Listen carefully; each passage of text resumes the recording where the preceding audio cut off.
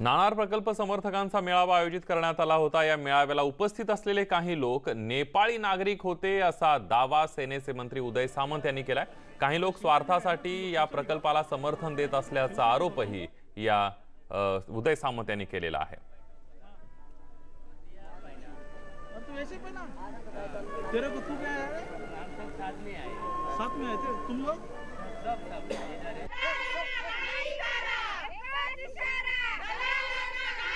तुम्हीच आणलेला आहे।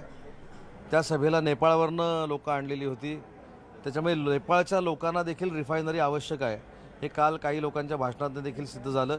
पण स्थानिकांना रिफायनरी नको आहे ह्याच्यासाठी आदल्या दिवशी जो मेळावा झाला त्याला जवळजवळ 7,000 लोक उपस्थित होती आणि ती स्थानिक होती, तिथले प्रकल्पग्रस्त होते, तिथले भूमिपुत्र होते, ज्यांची घरं जाणार होती ते होते, ज्यांची झाडं जाणार होती ते होते, ज्यांची देवळं जाणार होती ती तिथली मंडळी होती। पण मला देखील आश्चर्य ही नेपाळची मंडळी नक्की आली कुठनं आणि नेपाळच्या मंडळींसमोर सभा घेण्याचं उद्दिष्ट काय होतं हे देखील मला कळलं नाही। पण याच्यामध्ये माहिती काढणं आवश्यक आहे की ज्यांनी ही सभा घेतली, जे त्याचं समर्थन करत आहेत त्यांची तर तिथं जागा नाही ना, हा देखील एक संशोधनाचा विषय आता बनलेला आहे।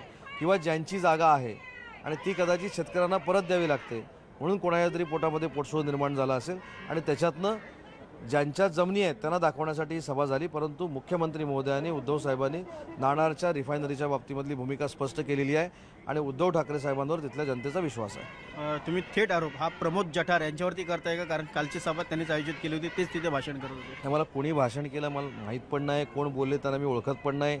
अनेक कदाचित नेपाळचे पण लोक व्यासपीठावर होते असतील, पण त्यांनी जे काही वक्तव्य केली, जी काही भाषणं केली ती काही लोकशाहीमध्ये मी तर असं कधी वागलेलो नाही किंवा असं कधी बोललेलो नाही।